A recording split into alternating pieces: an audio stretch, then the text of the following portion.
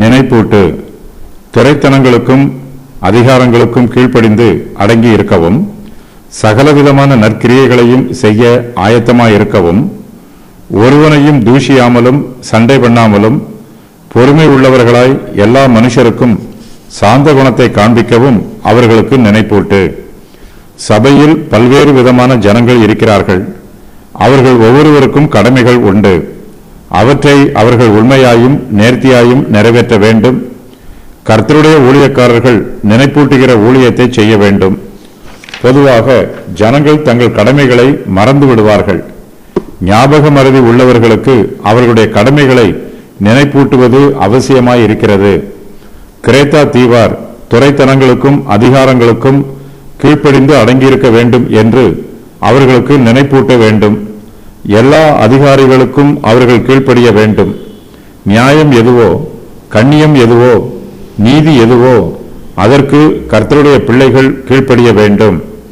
கிறிஸ்தவ விசுவாசிகள் துரைத்தனங்களுக்கும் அதிகாரங்களுக்கும் கீழ்ப்படியாதவர்கள் என்றும் அவர்கள் அடங்காதவர்கள் என்றும் ஆதி திருச்சபை காலத்தில் தவறான அபிப்பிராயம் இருந்தது. விசுவாசிகள் பிரிவினைவாதிகள் என்றும் அவர்கள் யாருக்கும் கட்டுப்பட மாட்டார்கள் என்றும் அரசாங்கத்திற்கு கீழ்ப்படியாமல் கலகம் பண்ணுவார்கள் என்றும் அவர்களை பற்றி துர்ப்பிரச்சாரம் செய்தார்கள். ஆனால் கர்த்தருடைய பிள்ளைகளோ துரைத்தனங்களுக்கும் அதிகாரங்களுக்கும் கீழ்ப்படிந்து அடங்கி இருக்க வேண்டும். தங்களுக்கு மேலான அதிகாரங்களுக்கு கீழ்ப்படிவது விசுவாசியின் கடமை. அதிகாரத்திற்கு கீழ்ப்படிவதன் மூலமாய் விசுவாசிகள் தங்கள் நற்சாட்சியை மற்றவர்களுக்கு வெளிப்படுத்த வேண்டும். விசுவாசிகள் சகலவிதமான நற்கிரியைகளையும் செய்ய ஆயத்தமாய் இருக்க வேண்டும் என்று அவர்களுக்கு நினைப்பூட்ட வேண்டும்.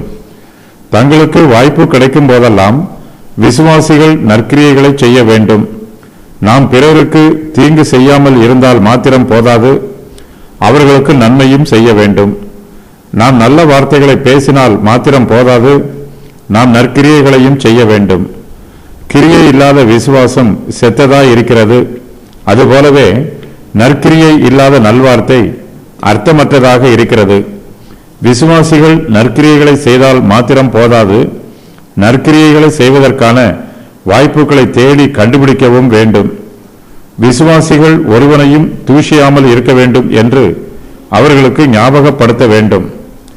நாம் மற்றவர்களை பற்றி நல்ல வார்த்தைகளினால் புகழாவிட்டாலும் அவர்களை தூஷிக்காமலாவது இருக்க வேண்டும். யார் மீதும் தேவையில்லாமல் வீண்வழி போடக்கூடாது. மற்றவர்களை பற்றி தீய வார்த்தைகளை பேசுவதில் சந்தோஷப்படக்கூடாது. நம்மால் முடிந்த வரையிலும் பிறருக்கு நன்மை செய்ய வேண்டும். பிறரை பற்றி நன்மையான வார்த்தைகளையே பேச வேண்டும்.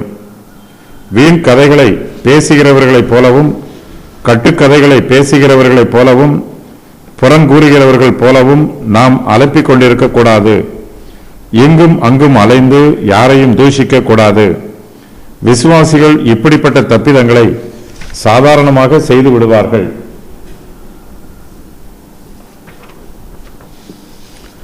இது பாவம் என்பதை கூட உணர மாட்டார்கள். ஆகையினால் விசுவாசிகள் ஒருவரையும் தூஷிக்க கூடாது என்று அவர்களுக்கு நினைப்பூட்ட வேண்டும். நாம் பரலோகத்தில் நித்திய காலமாக ஜீவிக்க வேண்டியவர்கள்.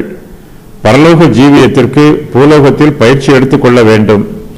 இங்கு நாம் மற்றவர்களை தூஷித்தால் பரலோகத்தில் நமக்கு பங்கும் இருக்காது, பாத்தியமும் இருக்காது. பரலோகத்தில் தேவனை துதிக்கிற துதி மாத்திரமே நிரம்பி இருக்கும்.